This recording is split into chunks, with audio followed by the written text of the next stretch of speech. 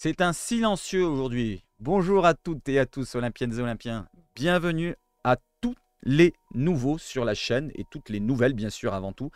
J'espère que vous passez de bons moments avec moi. N'hésitez pas à me le dire dans les commentaires si vous aimez le contenu.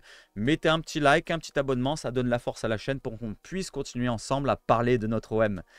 Alors aujourd'hui, il n'y a pas beaucoup de choses à dire dans l'actualité. Il y a un point que je tenais à mettre en avant, c'est celui de la miniature que vous avez vu. Donc Gasset qui remonte un petit peu le moral de certains joueurs, dont les Lions du Sénégal, les Lions de la Teranga, qui ont été regonflés à bloc. Certains qui ont été remis même en avant, comme Pape Gueye. On va en parler. Il y a un gros focus du côté de l'équipe. Je vais vous lire ça. Ça va être différent d'habitude. Voilà, donc ça va être un petit peu comme les matinales avant, quand je les lisais en direct, en live avec vous, qu'on passait des bons moments ensemble. Cette fois, ça va être sur une vidéo. Je vais vous lire aussi un focus aussi qui a été fait sur la Provence, qui était intéressant aussi. Et d'autres choses, des petites rajouts d'actualité, comme sur les gardiens. Avec le gardien des jeunes, on va faire aussi un focus en fin de vidéo. N'hésitez pas à rester jusqu'à la fin si vous êtes intéressé de voir un petit peu le parcours du jeune gardien qui fait des ravages en Gambardella. Et peut-être ça sera le futur gardien de l'OM. Hein. Attention, il a 18 ans et il commence à montrer le bout de son nez. Attention qu'on va peut-être le voir dans pas si longtemps que ça dans le monde pro. Allez, on y va sur quoi les amis? On y va sur l'introduction.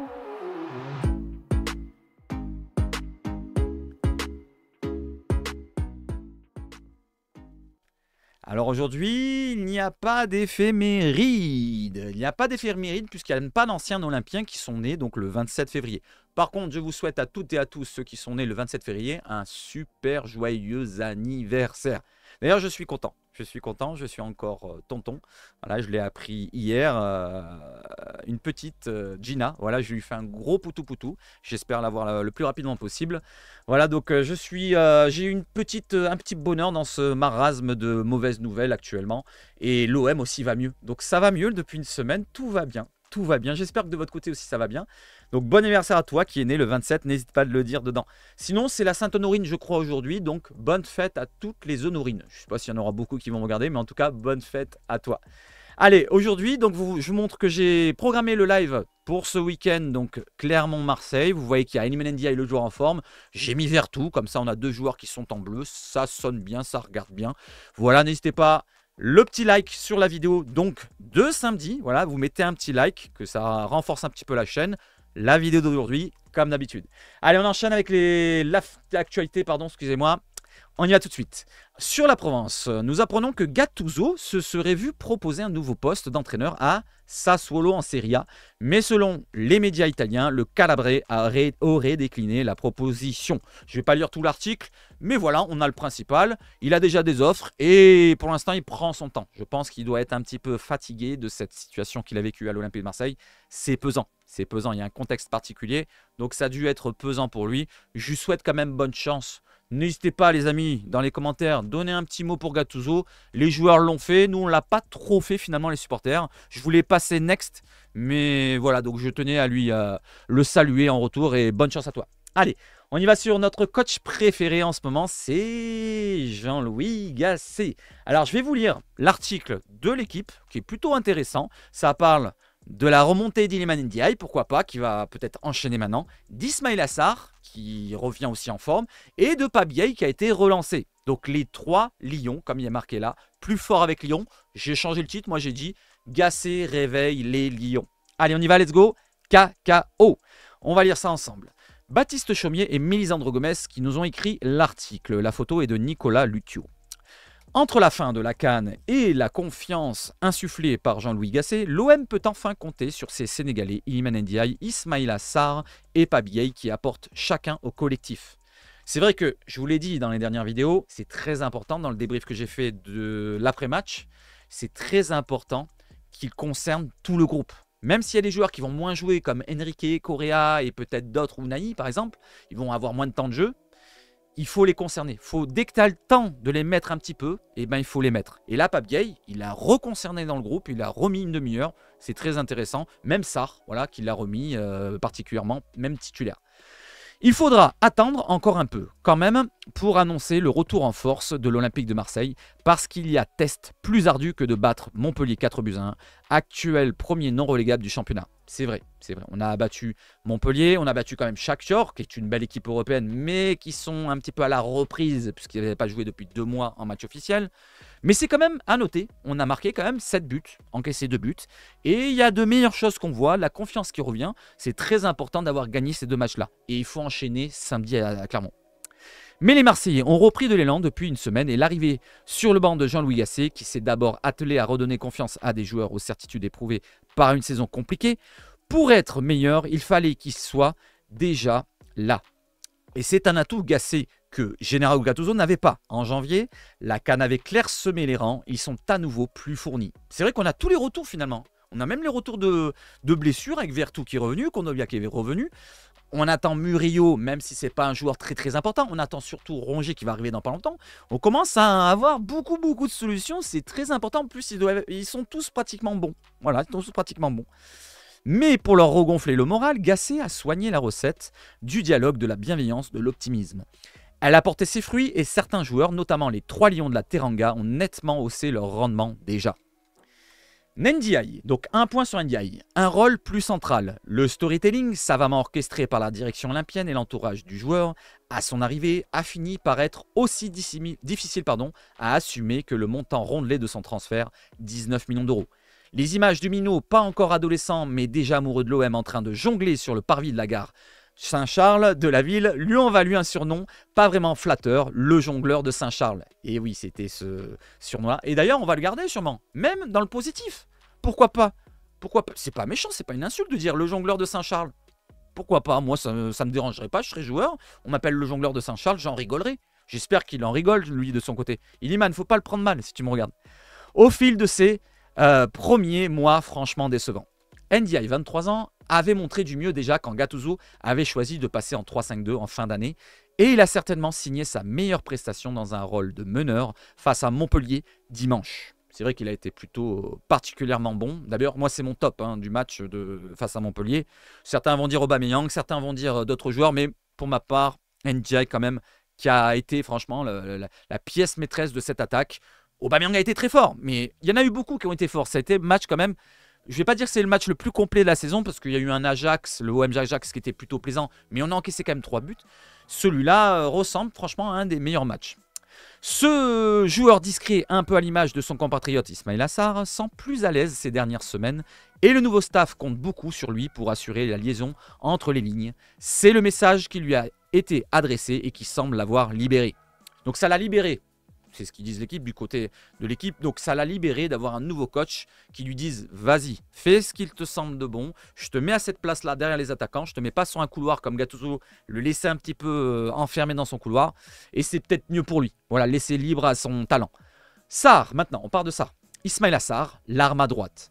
Arrivé à l'OM en juillet dernier contre 13 millions d'euros, l'ancien de Watford, 26 ans, était déjà annoncé partant 6 mois plus tard. Cet hiver, c'est vrai qu'on en parlait sur un départ. Quand ses dirigeants lui cherchaient une porte de sortie en prêt. Et ça, on peut le mettre au crédit de Gattuso qui a voulu lui garder. Parce que Gattuso, n'oubliez pas, il voulait des ailiers cet hiver. Il n'en a pas eu finalement, puisqu'il a eu juste le retour de Luis Enrique. Ça, faut le mettre dans le compte de la direction qui a fauté pour Gattuso. Il réclamait des ailiers. Il a eu que le retour de Luis Enrique. Et il y a Sarr qui est revenu de la CAN. Il voulait le garder pour avoir son 4-3-3 à mettre en place. Donc, la faute à 6 premiers mois concernant ça. Pas très convaincant à Marseille et surtout un changement de système qui semblait condamner ce pur ailier à un rôle de figurant dans ce 3-5-2 installé par Gattuso en fin d'année. C'est vrai que le 3-5-2, ça lui correspond pas trop finalement. Il était remplaçant quand il était parti à la CAN et il était blessé à la main quand il en est revenu. Contraint de porter une attelle et de différer sa reprise. Mais l'introverti Sarr a des qualités et Gasset, qui a suivi de près le foot africain quand il était sélectionneur de la Côte d'Ivoire, les connaissait bien. Il a dit en conférence de presse, je connais bien Iliman Ndiaye et Ismaïla Sarr du côté de l'Afrique quand j'étais sélectionneur. Dès son arrivée, l'entraîneur lui a parlé. Tout comme son adjoint Ghislain Printemps, qui est très important dans ce domaine-là aussi, de redonner un petit peu confiance. Voilà, donc c'est le petit deuxième papy. Il y a papy 1, papy 2, ou tonton 1, tonton 2. Et ça fait plaisir d'avoir au moins 2 personnes qui s'intéressent un petit peu à tous les joueurs. Pour tenter de le relancer. Avait-il seulement besoin d'un déclic? L'effet est visible. En tout cas, en 2 matchs, Sarr a marqué des points auprès du staff. Il est à la fois une solution derrière Jonathan Klaus à droite, d'autant que le retour de Murillo n'est pas prévu pour bientôt. Et une possibilité dans le duo d'attaque aussi, où il peut apporter sa vitesse. Je vous l'avais dit, hein, il y a un petit doute sur Murillo, ça commence à dater, ça commence à être long. Et d'ailleurs, on n'a même pas un mot dessus. À chaque fois, il n'y a pas de questions qui sont posées dessus. Je me demande où ça en est. Il était blessé aux adducteurs. Il y a eu une rechute avant le match de Brest. Mais là, c'est long, on n'a plus de retour. Et là, ils disent du côté de l'équipe que son retour n'est pas prévu pour bientôt. Donc, Klaus sera encore seul sur le côté droit. Il y a la solution maintenant Sarr. Donc, c'est plutôt bien d'avoir une autre solution. Cela dit, Sarr, c'est pas Klaus, c'est pas Murillo, c'est moins défensif. Ça va être vraiment devant. Il y en aura un Mbemba derrière pour rassurer, parce qu'il a été énorme aussi, on n'en a pas parlé. Et voilà, donc c'est plaisant d'avoir quand même plusieurs solutions, les amigos. On continue avec le troisième joueur, Gueye, Pape Gueye, qui était placardisé, et il est maintenant le déplacardisé, comme il dit l'équipe. Dans son audit express de l'effectif, à son arrivée, Gasset s'est interrogé sur le sort de Pape Gueye, écarté en raison de sa situation contractuelle. Il y avait aussi une blessure, hein. Il n'y avait pas que la situation. Il est libre en juin prochain, et les discussions pour une prolongation sont au point mort. Le technicien a voulu connaître l'état d'esprit du joueur, qu'il a assuré de sa motivation avant de demander une sorte de dérogation à ses dirigeants avec un message. Pour mener à bien sa mission, il avait besoin de tous les joueurs disponibles. Voilà, toutes les armes disponibles pour partir à la guerre, pour la remontada. Il a raison, Pape Gasset. Pep Gasset, on va l'appeler. Il a obtenu gain de cause de Gueye, 25 ans, a donc été réintégré avant d'entrer en jeu face à Montpellier. Et oui, il a joué une demi-heure quand même. Mais le staff veut se montrer prudent avec le milieu de terrain, blessé au mollet pendant la CAN et qui avait donc manqué le 8e de finale perdu par le Sénégal face à la Côte d'Ivoire, 1 but partout, 5-4 au tir au but. Pour éviter tout rechute musculaire, le joueur suit donc un programme adapté, mais il offre déjà un vrai plus et une option supplémentaire dans l'entrejeu où il peut suppléer Geoffrey Kondogbia, voire lui être associé. Voilà donc le dossier concernant l'équipe, concernant Gasset et son bien qui fait du côté des joueurs sénégalais, que ce soit Iliman Ndiaye, qui a l'air d'avoir survécu à une guerre et revenir au-delà de cela, vous voyez ce que je veux dire. On a Pape Gueye qui est relancé, voilà, qui avait été écarté et qui est relancé. Pourquoi pas même une prolongation s'il se plaît bien, on ne sait jamais. Tout peut se goupiller maintenant. Et on a Ismaïla Sarr qui est une solution, même maintenant piston. Voilà, n'hésitez pas à réagir sur ce dossier-là et on va maintenant du côté de quoi? Du côté de la Provence pour encore parler de Gasset et cette fois c'est différent. Vous allez voir, c'est différent, il y a des anecdotes. Allez, je vous lis ça et dites-moi si ça vous plaît que je vous lise les articles comme ça quand il n'y a pas vraiment d'actualité ou même quand il y a de l'actualité, si vous voulez que je vous lise les articles comme ça, si ça peut vous plaire plus que ce que je fais précédemment. Simple mais pas basique. Arrivé mardi dernier au chevet du club olympien pour une mission de 100 jours, Jean-Louis Gasset s'est surtout attaché à relancer ses joueurs sur le plan mental, une méthode qui a marché contre le Shakhtar Donetsk et Montpellier. Par contre, la Provence, c'est un petit peu moins bien pour la lecture, il faut que j'agrandisse comme ça, vous voyez ce que je veux dire? C'est un petit peu bizarre, c'est un petit peu... Voilà, c'est pas sympa, je trouve. Alors attendez, je vais me faire ça, voilà, comme ça je suis mieux là. Alors, une équipe est née. C'est peu ou prou le résumé des commentaires entendus dimanche soir après la nette victoire de l'OM contre Montpellier 4-1. Un commentaire éculé, parfois teinté d'une ironie, à peine dissimulée, mais qui correspond plutôt assez bien à l'équipe marseillaise, emmenée par Jean-Louis Gasset. Arrivé mardi dernier pour remplacer au pied levé Gennaro Gattuso, le coach à la casquette a clairement réussi ses débuts pour la mission de 100 jours qu'il attend à la tête du plus fada des clubs français. Qualifié en 8e de finale de la Ligue Europa après la victoire contre le Shakhtar 3-1 et revenu à 7 points du 4e, Nice, n'oublions pas, on va faire un point après sur le classement peut-être, en championnat, le coach à la casquette a su ramener du calme, de la confiance et de la sérénité à un effectif qui en avait bien besoin. C'est très important. Et surtout, moi je le dirais, la compréhension, personne ne le rajoute à ça. Personne l'ajoute sur cela, rajoute sur ce point précis. Compréhension, n'oublions pas, c'est un Français, il se fait bien comprendre. L'effectif est francophone, voilà, ils comprennent directement quand on lui parle. Gattuso n'a pas besoin d'être traducteur pour parler aux joueurs. Gasset n'a pas besoin d'être traducteur comme Gattuso, vous voyez ce que je veux dire? C'est important de le dire, le message passe plus vite, c'est plus clair. Voilà, et en plus, vu que c'est un ancien, peut-être que ça passe plus sympa d'être un Gattuso qui est plutôt hargneux, vous voyez ce que je veux dire? Sa qualité première, c'est l'humain. Il rentre dans la tête des gens, nous disait avec justesse Franck Lucchesi, ancien défenseur du Montpellier Hero Sporting Club et des Crocos nîmois à propos de l'Héraultais Jean-Louis Gasset, à propos de Jean-Louis Gasset, a convenu dès son arrivée que son rôle était surtout celui d'un psychologue. Il faudra attendre avant de juger son impact dans les têtes de l'effectif marseillais. Mais il semble que sa mise en scène face au vestiaire, avec la une du quotidien, l'équipe, le jour de sa nomination, avec les 3 autres entraîneurs consommés, Marcelino, Abardonado, Gattuso, et lui-même, ait fait mouche. Vous en voulez combien? Leur a-t-il demandé en substance. Et c'est ce qu'il avait fait passer au message pour les joueurs. Il leur avait dit, il leur avait montré la une de l'équipe. Vous en voulez combien de coach? Parce qu'il avait marqué les 4 ou un truc comme ça. Il a dit, vous en voulez combien? 5, 6, 7? Et peut-être qu'ils se sont dit, c'est vrai que quand même on a abusé. C'est peut-être de notre faute si finalement les coachs ont été virés. Ou ils sont partis d'eux-mêmes. Voilà, donc comme Marcelino à la trompette. Donc il a bien appuyé là où il fallait. Comme je vous l'ai dit, c'est très important. Il a dû mettre sur le tableau comme ça la une de l'équipe. On a beau ne pas aimer le média de l'équipe, mais c'est très important quand il y a un bon message à faire passer de montrer le message, de le montrer. Il l'a montré. Donc je continue. Marcelino, Abardonado, Gattuso et lui-même. Et fait mouche, vous en voulez combien? Leur a-t-il demandé en substance. Ils étaient au fond du seau, rappelez JLG, donc Jean-Louis Gasset. Après la victoire dimanche, il fallait bien qu'ils s'accrochent à quelque chose. Alors je monte un petit peu. J'ai un peu d'expérience pour leur parler, des anecdotes à leur raconter. Tant qu'il y a de la vie, il y a de l'espoir, mais il faut faire ce qu'il faut. Ça ne va pas tomber du ciel. Il fallait leur faire comprendre que c'était à eux de réagir. Je suis venu pour les aider. Avoir une mission de 100 jours fait que je ne suis pas carriériste. L'OM m'a téléphoné pour donner un coup de main. J'ai dit, je viens.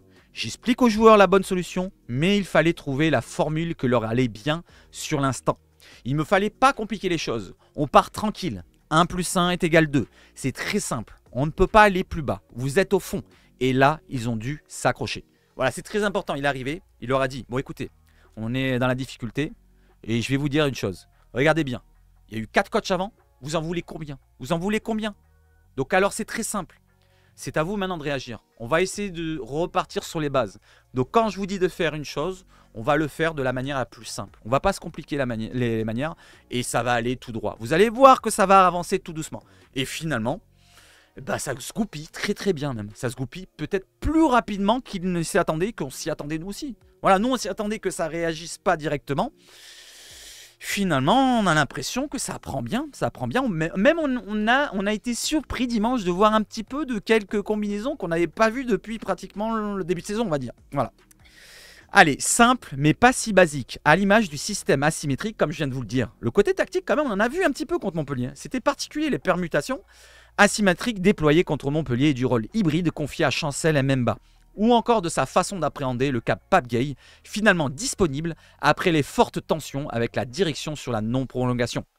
Dans ce registre, sa gestion humaine d'Iliman Ndiaye est aussi révélatrice. Samedi, le Sénégalais a appelé Gasset pour le prévenir de son retard à l'entraînement pour des raisons personnelles. Ça, je ne savais pas. Est-ce que vous le savez ça? Donc samedi, Iliman Ndiaye est arrivé en retard pour des raisons personnelles. Donc on parlait de Jonathan Klaus, mais là, ça concerne un autre joueur. Bon, on va pas le taper dessus. Loin d'en prendre ombrage, le coach lui a dit de ne pas venir pour l'ultime séance avant le derby contre le MHSC. Donc il lui a dit ne même pas venir. Ne viens pas t'entraîner. Fais tes trucs de ton côté personnel, règle tes problèmes, en lui précisant demain tu seras titulaire et tu vas tout casser. Voilà, il lui a donné confiance en le laissant régler ses problèmes personnels. Il lui a fait confiance au joueur en fait. Ce qu'il veut faire passer comme message, l'Agacé, il a dit t'inquiète, j'ai confiance en toi. Alors, il n'a pas dit directement comme ça, mais la manière dont il a fait régler la chose, il a dit j'ai confiance en toi, règle tes problèmes personnels et tu verras demain, tu vas être titulaire et tu vas être très bon.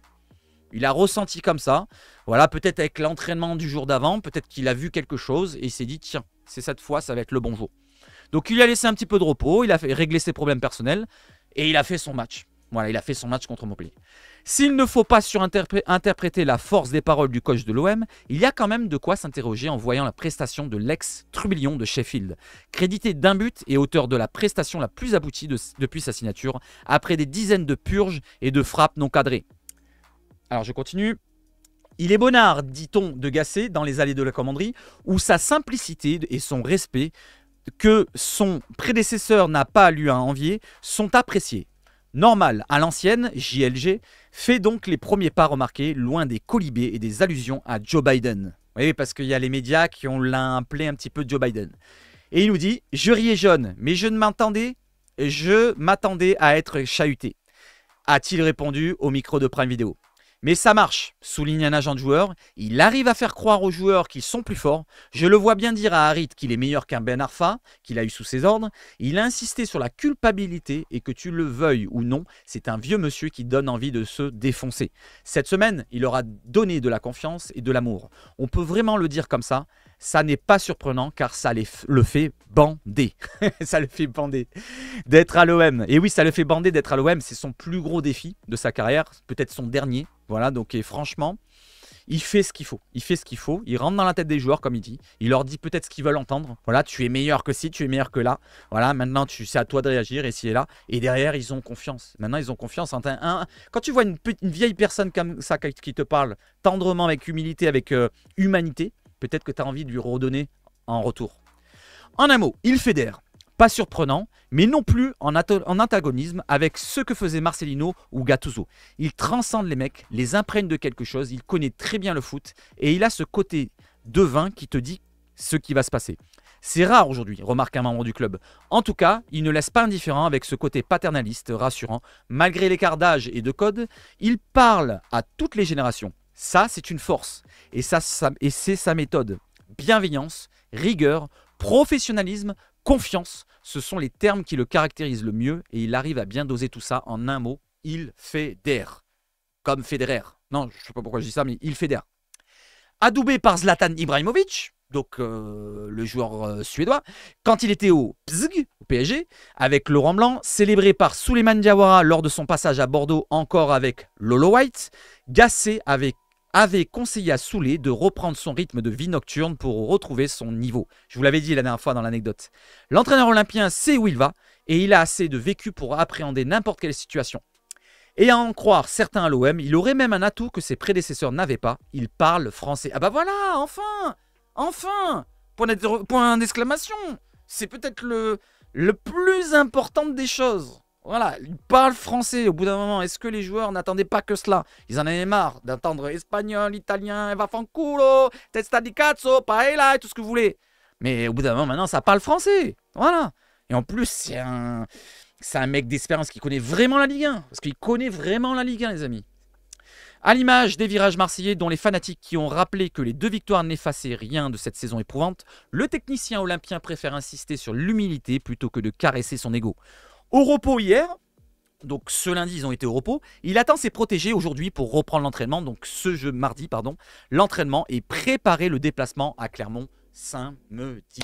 Merci Jean-Claude Lebois pour ce bel article, voilà, c'était plutôt sympa. N'hésitez pas à me dire celui que vous avez préféré, celui-là d'article ou plutôt l'équipe de tout à l'heure qui concernait les Sénégalais. Voilà pour le classement, Ligue 1, je le cherche, il est là, oui il est là. Vous avez là le classement les amis, je vous ai dit que je fais un point classement. Voilà, vous voyez que l'OM donc est avec 33 points 9e. Et si vous regardez bien, Nice qui est avec 40 points, 7 points devant pour la première place. La première place qui concerne la Ligue des Champions. C'est celle-là qui nous intéresse. Voilà, si on arrive à voir devant, si on ne regarde pas trop que derrière, maintenant, pourquoi pas enclencher une remontada. Donc on a joué Montpellier, on va enchaîner avec Clermont, on va enchaîner avec Nantes. Je parle de la Ligue 1, je ne parle pas de la Coupe d'Europe. Ces 2 matchs-là, il faut les gagner. Je vous l'ai déjà dit plusieurs fois, il faut les gagner absolument parce que derrière, ça va être compliqué. Déplacement à Rennes, réception de Paris, déplacement en Lille, réception de Nice. 4 matchs compliqués. Donc il faut engranger les points maintenant et arrêtons les conneries. Voilà les amis, j'espère que vous avez passé un bon moment sur ces articles. Et on va revenir maintenant sur l'autre pour voir un petit peu les informations, les amis. Donc, alors, avant cela, on revient là. Donc, n'hésitez pas, tiens, de votre côté, encore n'hésitez pas, n'est-ce pas Fada, à me donner vos nombres de points qu'on aura jusqu'à la fin de saison. Il nous reste 11 matchs en Ligue 1. Regardez les déplacements, les réceptions. Nous avons déplacement à Clermont, réception de Nantes, déplacement à Rennes, réception de Paris, déplacement à Lille, réception de Nice, déplacement à Toulouse, réception de Lens, déplacement à Reims, réception de Lorient et le dernier match contre le Havre au Havre. Voilà, donnez-moi votre nombre de points les amis sur les 11 matchs qu'il y a là. Je vous donnerai mes nombres de points tout à l'heure, je n'ai pas fait le calcul, tiens j'aurais dû le faire avant. Je vous donnerai mes nombres de points dans le commentaire quand je vous mets à chaque fois un premier commentaire. N'hésitez pas à donner les vôtres. Combien de points vous voyez l'OM prendre d'ici la fin de saison? Allez, on enchaîne avec les informations au compte-gouttes. Le petit message de Pape Gay, ensemble. Voilà, c'est très important. Ensemble, vous et moi, mettez de la force. Ensemble, les supporters, ensemble dans le stade. Voilà, il n'y a pas d'un côté virage nord, d'un côté virage sud, parce que je vois que c'est un petit peu différent entre Fanatics et les autres côtés South Winners. C'est pas pareil, on dirait. Les autres, ils n'ont pas signé, ci et là. J'ai l'impression qu'il y a des guerres encore, toujours, pour pourquoi pas avoir des avantages et tout. Mais on va pas parler de ça. On se concentre sur notre équipe, sur notre club, l'Olympique de Marseille, pour pourquoi pas qu'il remonte vers le haut des sommets. On ne peut y croire, les amis, ensemble avec les cœurs bleus et blancs. Allez, c'est Pape Gay qui nous envoie ce message, et on y croit. Autre message de paix, de force, c'est Aubameyang qui remercie Chancel Mbemba pour sa passe décisive sur les réseaux sociaux. La classe, monsieur, passeur décisif, Chancel. La belle image entre les deux. Les deux Africains, Gabonais et républicains démocratiques congolais. Je ne sais pas comment on dit, le Congolais plutôt. Allez, autre chose que je n'avais pas relayé hier dans la vidéo d'hier, j'ai oublié de le faire, c'est que dans l'équipe, le 11 type de l'équipe de la semaine, nous avons 2 Marseillais. Je pensais qu'Iliman Ndiaye aurait pu y être, mais comme ils ont mis 7 à Iliman Ndiaye et 8 Aubameyang, ils ont dû faire peut-être le contraire. Donc c'est Aubameyang qui est en pointe de l'attaque du 11 et Chancel Mbemba, bien sûr, en défense centrale. Autre chose, on enchaîne avec quoi? Avec la programmation du match contre le Villarreal en Europa League qui sera diffusé à 20h50 sur M6 pour le match aller jeudi, donc jeudi 7 mars. Et le match retour, on descend un petit peu, le match retour Villarreal-OM qui aura lieu le 14 mars, donc jeudi, à 18h35, lui sera diffusé sur W9. Donc vous pouvez voir le match gratuitement sur M6 jeudi prochain, pour ceux qui n'avaient pas de Canal+ ou de RMC Sport. Et pareil, jeudi prochain d'après, le retour à Villarreal sur W9. Concernant maintenant sur la blessure que vous avez vue tout à l'heure, c'est Ruben Blanco qui souffre d'une cuisse et qui sera absent 2 à 3 semaines selon la Provence. Voilà les amis, et maintenant on va terminer avec le focus que je voulais vous montrer, celui-là. Donc ce jeune joueur qu'on a parlé dans le live d'hier, qui pourquoi pas on verra dans pas très longtemps avec l'effectif pro. Il a déjà 18 ans, il est né en 2006. Donc on va faire un petit focus, c'est Foot Mercato qui nous a fait un petit focus sur sa carrière. Je vais vous lire ça assez rapidement. Si ça vous intéresse, écoutez ce que je vais vous dire. Si ça ne vous intéresse pas, n'hésitez pas, l'abonnement, le like et tout le bordel avant de partir. Merci les amis, et le petit commentaire. Vos points, vos points, vos points. Allez, on termine avec ça, avec le gardien Abou. Alors son prénom c'est Aboubaka. C'est pas Aboubakar, c'est Aboubaka Dosso, le prometteur gardien qui affole l'OM. Alors pourquoi il affole l'OM? Parce qu'il a un certain niveau. Allez, je vous lis ça tout de suite. Hier, l'équipe U19, donc c'est pas hier, c'est avant-hier, parce que je vous lis là pour mardi. Avant-hier, l'équipe U19 de l'Olympique de Marseille s'est qualifiée pour les quarts de finale de la Coupe d'Angers-Bardella. Le tirage au sort, c'est pas marqué là, aura lieu le 29, donc après-demain. Les Minots ont notamment pu compter sur leur gardien Aboubaka Dosso, un jeune joueur de 18 ans qui impressionne et dont l'avenir est au centre du jeu. Alors pourquoi l'avenir est au centre du jeu? Pourquoi pas? Vous allez voir tout à l'heure. Allez, écoutez bien. Les points de la victoire. Hier, Aboubaka Dosso a encore enfilé son costume de super-héros pour sauver l'Olympique de Marseille. Gardien de l'équipe U19 du club phocéen, il a écœuré Le Mans en 8e de finale de Coupe de Gambardella. Une compétition où le portier âgé de 18 ans brille et impressionne tour après tour. Avant d'en arriver là, le minot a eu un parcours qui a débuté bien plus au nord de Marseille. Et oui, il vient d'où les amis? Dans la région parisienne, plus exactement, le natif de Saint-Denis a notamment porté les couleurs de l'Académie du football d'Épinay-sur-Seine, un club du 93 qu'il a quitté en 2018 pour rejoindre le centre de formation du Stade de Reims avec son frère aîné, Charlie, né en 2003, joueur de Sochaux, gardien lui aussi. Donc il y a son frère qui est gardien de Sochaux et qui est né en 2003, gardien lui aussi. Voilà. Comme beaucoup de talents d'Île-de-France, il a aussi défendu les couleurs du PSIG. Il y a fait ses gammes, lui qui a notamment évolué avec l'équipe U17, mais il a quitté les Parisiens en juillet 2022 afin de rejoindre le JA Drancy. Il n'y est pas resté longtemps puisque l'OM l'a dragué et est convaincu de signer en septembre 2023, un choix qui peut surprendre venant de la part d'un ancien Titi, mais les Phocéens, séduits par son talent, ont eu les bons arguments pour le convaincre de venir tenter l'aventure, lui qui a signé pour une année. Une seule année, hein. Donc il est en fin de contrat cette année, en 2024. Toutefois, en cas de bonne performance, les pensionnaires de l'Orange Vélodrome, donc l'Olympique de Marseille, se laissent la possibilité de discuter d'une prolongation de contrat. Faut arrêter, les amis. Longoria, tous ceux qui vont négocier, Benassia. négociez et prolongez-le. On le voit qu'il a un certain niveau. Donc moi j'ai vu le match contre les Puputes, j'ai vu qu'il avait un certain niveau, il a arrêté un penalty pendant le match, il arrête des penaltys pendant la séance de tir au but, il est très fort sur la ligne en séance de tir au but, c'est un monstre, hein. Peut-être un monstre à en devenir. Après c'est Coupe Gambardella, peut-être c'est niveau moindre, mais quand même, faut le souligner, hein. Il en arrête pas mal, hein. De Paris-Marseille. Donc là, c'est son passage maintenant. Ils ne vont pas devoir s'éterniser avant de le blinder, leur jeune talent né en 2006. Gardien titulaire de la formation U19, il a notamment excellé en Coupe Gambardella, le 14 janvier dernier. Il a rayonné lors du 32e de finale face au Sporting Club de Toulon. Auteur de nombreuses passes décisives, il a stoppé un penalty, tiens encore une fois. Lui qui a contribué au succès 1-0 des siens. Donc il a arrêté même un penalty pendant la rencontre contre Toulon en 32e. Début février, il a encore été précieux pour l'OM lors du choc face au Paris Saint-Germain, je l'ai dit entièrement. Contre son ancien club, Dosso n'a pas eu d'état d'âme. Malgré un but de Gadou encaissé en première mi-temps 1-0, son équipe a réussi à égaliser et a dû participer à une séance de tir au but. C'est là que le portier de 18 ans, auteur de belles parades durant le match, est encore entré en scène. En effet, il a stoppé la tentative de Sangaré, ce qui a permis à l'OM de se qualifier pour les huitièmes de finale. En pleine réussite, Dosso a alterné le bon et le moins bon hier face au Mans. S'il n'a rien pu faire sur les 2 premiers buts, des 3 buts, encaissés durant la rencontre 3-3, il a été moins inspiré sur le 3e but adverse, lui qui, sur un corner, a laissé le ballon lui échapper des mains. Ça peut arriver, même Paul Lopez en fait des bourdes. Donc il a que 18 ans le type. Ce qui a profité à ses adversaires. En revanche, il a stoppé un penalty durant la rencontre. Donc pendant la rencontre, il a arrêté un penalty. Tu veux quoi aussi? Qu'il fasse la crème et tout bordel? Non, franchement, félicitations mon petit Aboubaka. Il a aussi été impérial lors de la séance de tir au but avec notamment 2 tentatives repoussées, 6 tirs au but à 5, véritable héros, celui qui incarne l'OM, l'avenir de l'OM, met tout le monde d'accord. Contacté par nos soins, Karim Atable, journaliste à Maritima et spécialiste de l'OM, nous en a dit plus sur Dosso. Donc Karim Atable, le journaliste de Maritima, que vous écoutez parfois, qui a un bel accent, eh ben, il nous parle de Dosso. Un avenir à régler. À l'OM, on estime que c'est un joli coup qui a été réalisé en septembre quand ils l'ont récupéré alors qu'il n'avait pas été gardé par le PSG. Pour l'instant, ce qui est sûr, c'est qu'il fait l'unanimité lors de tous les matchs de Gambardella, notamment les 3 derniers. Entre en deuxième finale contre Toulon, il a été décisif en arrêtant un penalty en plein match. Donc contre Toulon, un plein match. Contre le PSG en 16e de finale, je pense que si ce n'est pas lui, on n'arrive pas à la séance de tir au but. Donc il a fait pas mal de parades pendant la rencontre. Et encore, l'OM se qualifie avec un tir au but raté pour les Parisiens. Hier, donc avant-hier plutôt dimanche, franchement, ça a vraiment été exceptionnel. Car il a été très bon, même s'il a fait une faute de main sur le 3e but, comme on a vu tout à l'heure contre le Mans. Il a arrêté un penalty du Mans en plein match, puis il a continué à faire son show pendant le séance de tir au but. Donc en fait, il a rattrapé son erreur du 3e but sur le penalty qu'il a arrêté pendant la rencontre face au Mans.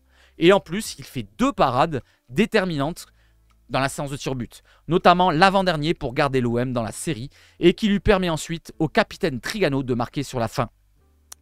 Karim Atable qui nous répond encore, qui poursuit sur son sujet, c'est un gardien félin qui est grand, à mon avis il va pouvoir continuer avec l'OM, même si on s'est rendu compte en ce qui concerne la politique des gardiens chez les jeunes, que Simon Nga-Pantotenbu est en fin de contrat et n'a jamais vraiment eu sa chance. Jel Van Neck est un bon gardien mais pour l'instant, mis à part faire des feuilles de match en tribune, il n'a rien fait véritablement à l'OM. Mais c'est sûr que quand vous voyez un jeune gardien de 2006 qui prend autant de place dans les cages et a autant d'importance dans le groupe, je pense que la Gambardella et le parcours de l'OM vont encore le mettre en lumière. À partir de ce moment-là, il faudra voir ce que l'OM va lui proposer.